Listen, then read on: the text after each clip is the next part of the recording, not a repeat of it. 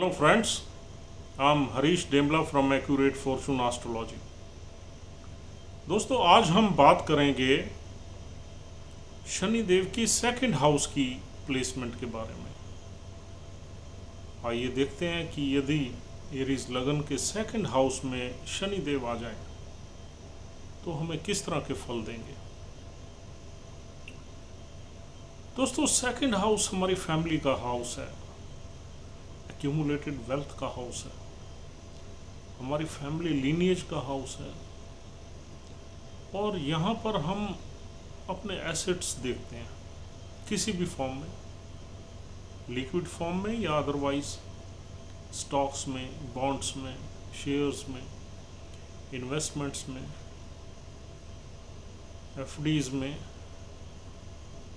Gold में, ornaments में, diamonds में, ज्वेलरी में, जेम्स में, कोई भी एसेट्स जो वैल्यूएबल है वो हम इसी हाउस से देखते हैं। और फिर ये फैमिली लीनिएज का हाउस है। फैमिली लीनिएज मतलब हमारी फैमिली के एसेट्स क्या रहे हैं, उसकी लीनिएज के एसेट्स क्या रहे हैं, वो भी हम इसी हाउस से देखते हैं। और ये हाउस हमारी स्पीच का भी हाउस है, हमारी फूड हैबिट्स का भी हाउस है। यहाँ पर शनिदेव आ गए। शनिदेव क्या है? शनिदेव जो है एक slow moving planet, cold planet है, ड्राई प्लैनेट है। शनिदेव में थोड़ी रफनेस है, थोड़ी रूडनेस है, स्ट्रिक्टनेस है। एंड शनिदेव का संबंध बाउंड्री से है, रिस्ट्रिक्शन से है, ओल्ड आइटम से है। और हमारी बॉडी में जो हमारी डेड चीज़ें हैं, हमारी नेल्स हैं, हेयर है, टीथ है, उनसे है। और सेकंड हाउस से हम अगर बॉडी पार्ट्स देखें तो फेस देखते हैं, टीथ देखते हैं, आईज देखते हैं और कहीं ना कहीं थ्रोट वगैरह का भी संबंध सेकंड हाउस से, क्योंकि हमारे स्पीच में जो भी चीज़ें यूज़ होती हैं सेकंड हाउस से। तो दोस्तों यहाँ शनि देव 10th और 11th हाउस के लॉर्ड आके बैठ गए। ऐसा माना जाता है कि सैटर्न जो है वो थोड़ा सा इंसान को जो भी चीज़ें देता है, जो ब्लेसिंग्स देता है, उसमें थोड़ा सा इंसान को परेशान करके देता है, मेहनत करवा के देता है, संघर्ष करवा के देता है और देने से पहले उसके ट्रायल्स बहुत लेता है। This is the basic nature of Saturn. तो आप ये समझ लीजिए कि आपके चार्ट में सैटर्न की प्लेसमेंट किसी भी हाउस में हो जाए, वहाँ थोड़ी सी तकलीफ़ें ज़रूर रहेंगी, आप संघर्ष ज़रूर रहेगा, डिले ज़रूर रहेगा। और ऐसा नहीं है कि शनिदेव फल नहीं देते, शनिदेव बहुत अच्छे फल देते हैं। शनिदेव जो फल देते हैं उनमें लाइफ लॉन्ग स्टेबिलिटी भी होती है, लेकिन देते आराम से हैं। जब हम चाहते हैं तब वो फल हमें मिलते नहीं हैं, अपनी मर्जी से ही देते हैं, कुछ ट्रायल्स लेके, कुछ हमें ऐसे सर्कमस्टांसिस में डाल के जिससे हमें लाइफ का पता लगे और जो चीज़ें वो हमें देते हैं उनकी हमें वैल्यू पता हो कि हमें यार ये चीज़ें कितनी मुश्किल से मिली हैं, we should value these things. Shanidev की ये बेसिक नेचर। अब वेल्थ के घर में आ गए। हालांकि 11वां घर का स्वामी जब दूसरे घर में आता है तो ये वेल्थ योग बनता है। इसमें डेफिनेटली यू कैन एक्सपेक्ट कि आपको रिचनेस मिलेगी, लेकिन मिलेगी लेट। 35-36 साल के बाद वेल्थ एक्यूमुलेट करने का या पैसा इकट्ठा करने का योग बनेगा। 35-36 साल तक आपकी सारी उम्मीदें जो है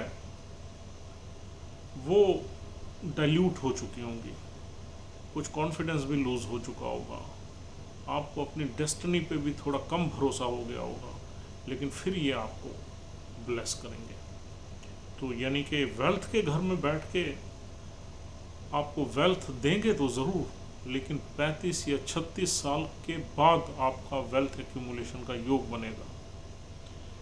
यहाँ पर हम चाइल्डहुड देखते हैं, सेकेंड अर्ली चाइल्डहुड है ये, करीब 10-11 साल की उम्र तक हम इसी हाउस से देखते हैं।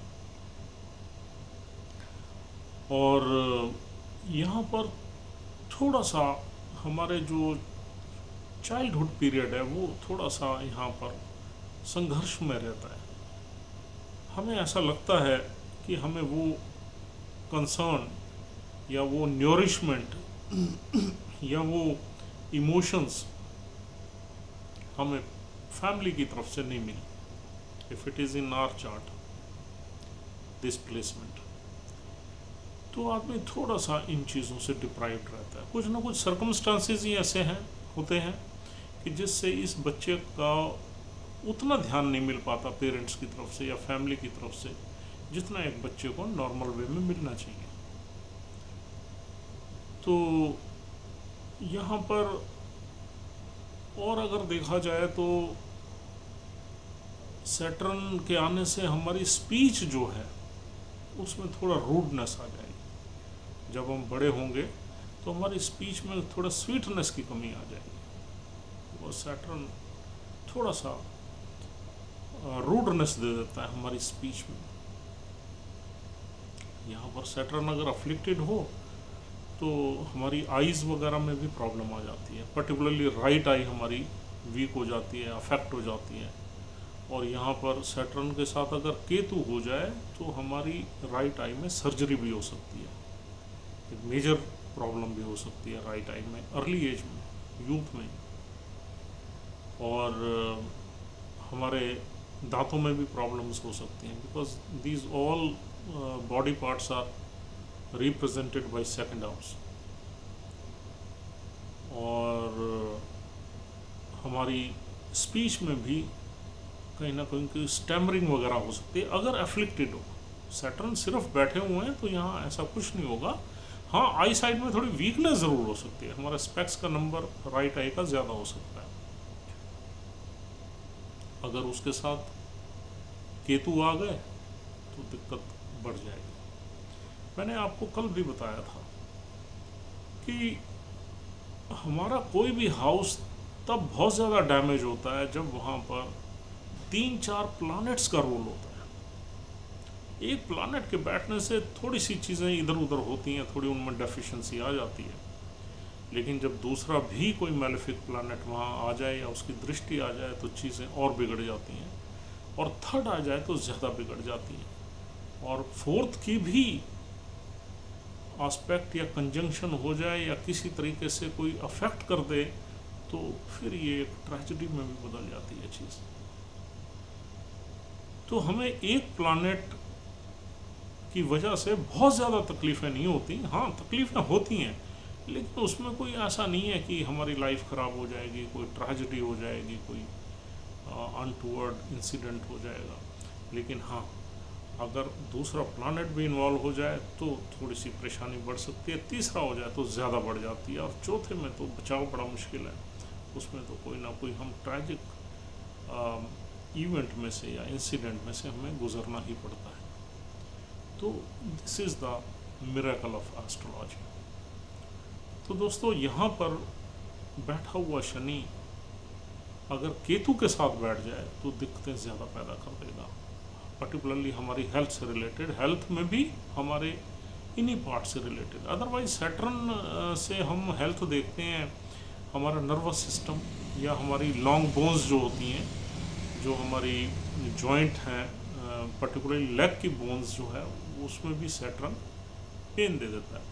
और सैटर्न की एक नेचर है कि जो भी बीमारी सैटर्न देता है वो बीमारी लाइफ लॉन्ग रहती है, लंबी चलती है, कई सालों तक रहती है।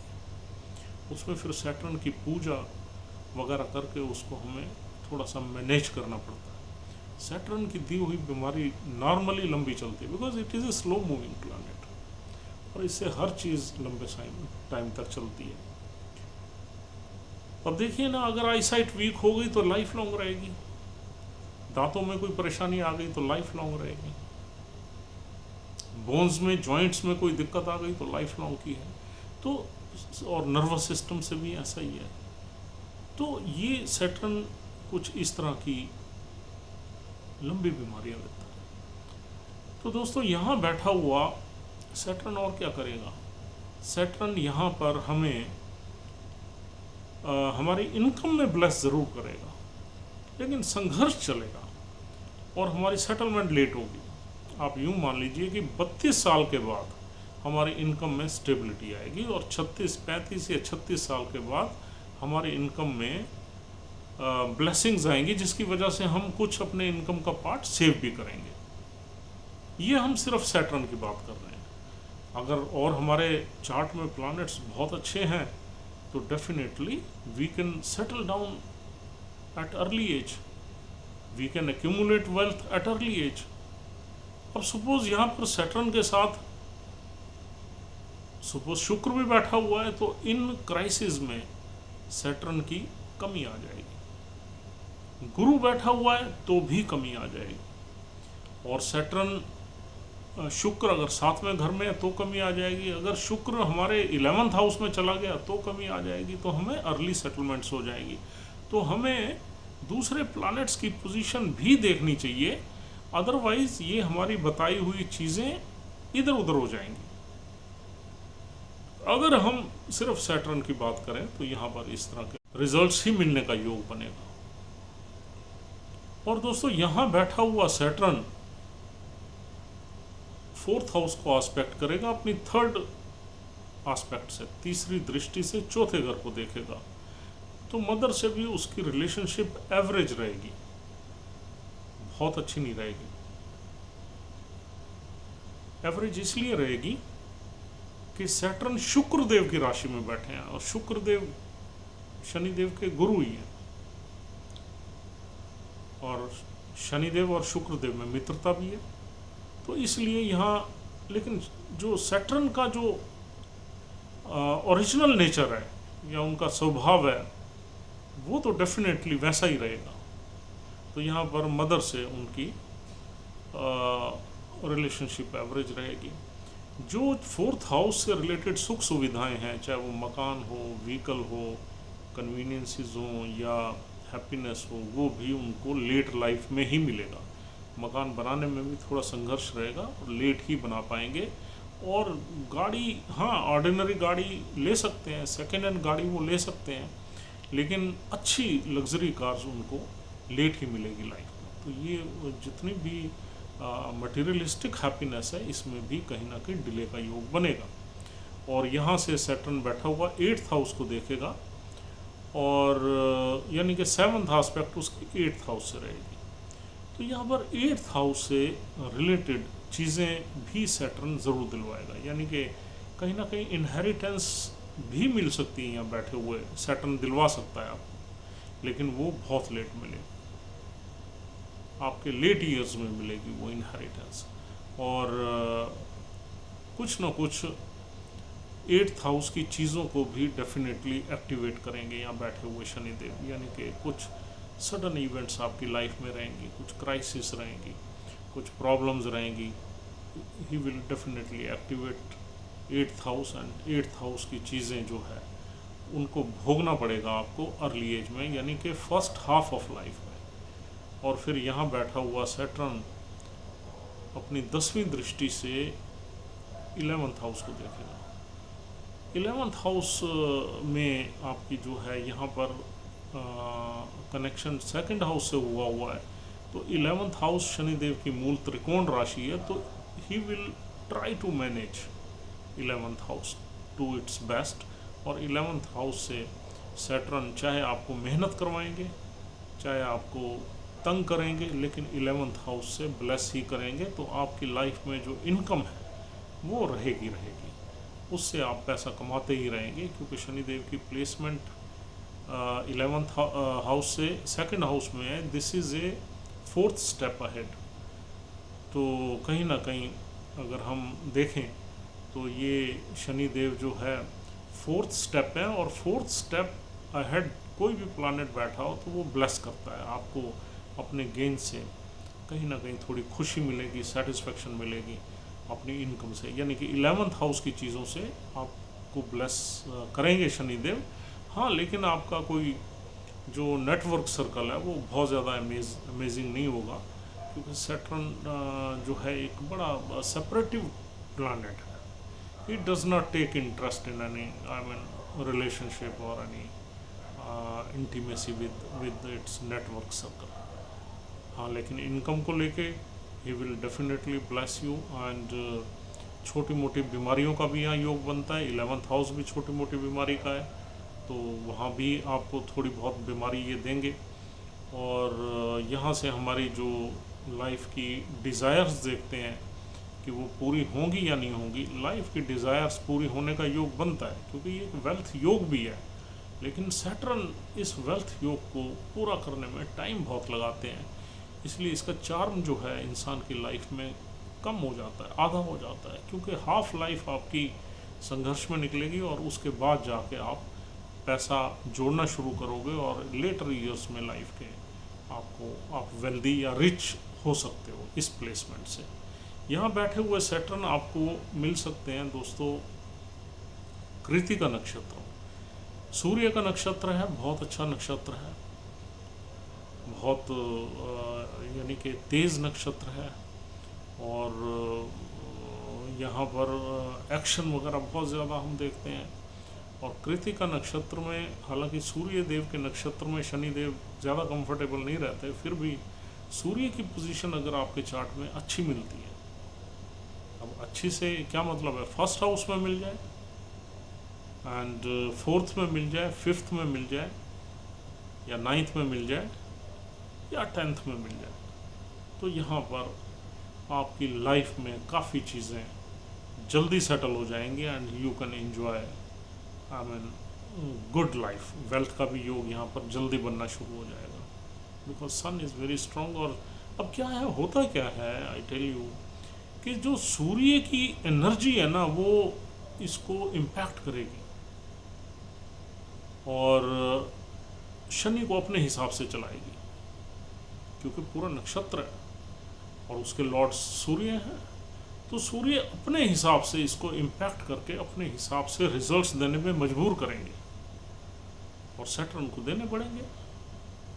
सैटर्न उसको रिस्ट्रिक्ट करना चाहेगा, लेकिन कृतिका नक्षत्र बहुत तेज नक्षत्र है, बहुत फास्ट है, बहुत एक्शन ओरिएंटेड है, इनिशिएटिव ओरिएंटेड है। तो वहाँ पर सूर्य देव जो है शनि देव को रिजल्ट्स देने पे मजबूर कर देंगे, ऐसा माना जाता है। और दोस्तों सूर्य देव का नक्षत्र यहाँ 0 से 10 डिग्री तक मिलेगा। सूर्य की पोजीशन अच्छी है तो चीज़ें बहुत बढ़िया चलेंगी, कोई ज़्यादा सोचने की बात ही नहीं है। और अगर यहाँ शनिदेव चंद्र के नक्षत्र में बैठे हुए हैं, यानी कि मून के नक्षत्र में, तो आप मून की पोजीशन देख लीजिए, मून कहाँ बैठा है।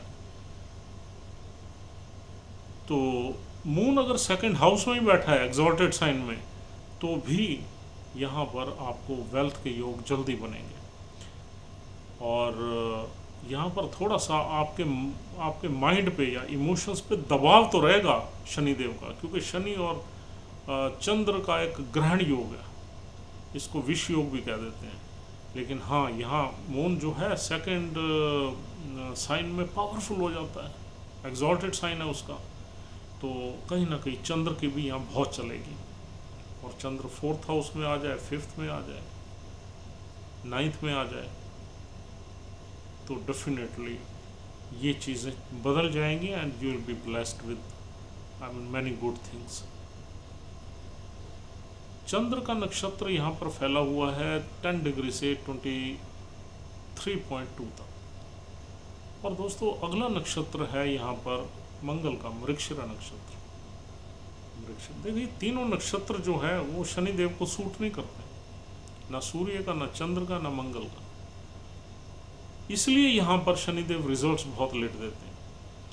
राशि तो ये शुक्र देव की है, उनके मित्र की है, लेकिन यह नक्षत्र तीनों ही उनके एनिमीज के हैं।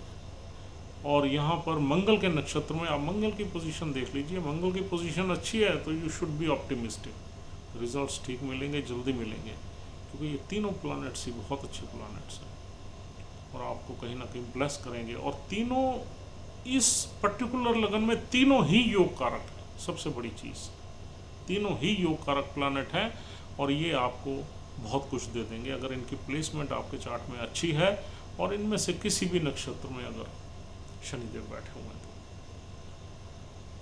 तो दोस्तों this is all for the day and I do hope that this is a useful information for you.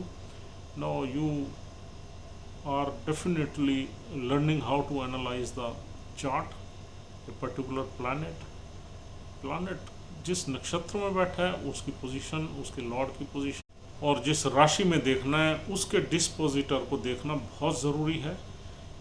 इन दोनों चीज़ों को देखे बगैर आप किसी कंक्लूज़न पे मत पहुंचिए, नहीं तो रिजल्ट्स आपको गलत ही मिलेंगे। तो दोस्तों as usual my phone number is 9899105355. If you want to contact me, just dial this number. We provide personalized consultation to clients on telephone. And we'll see you tomorrow. Have a nice time and thank you very much for watching this video.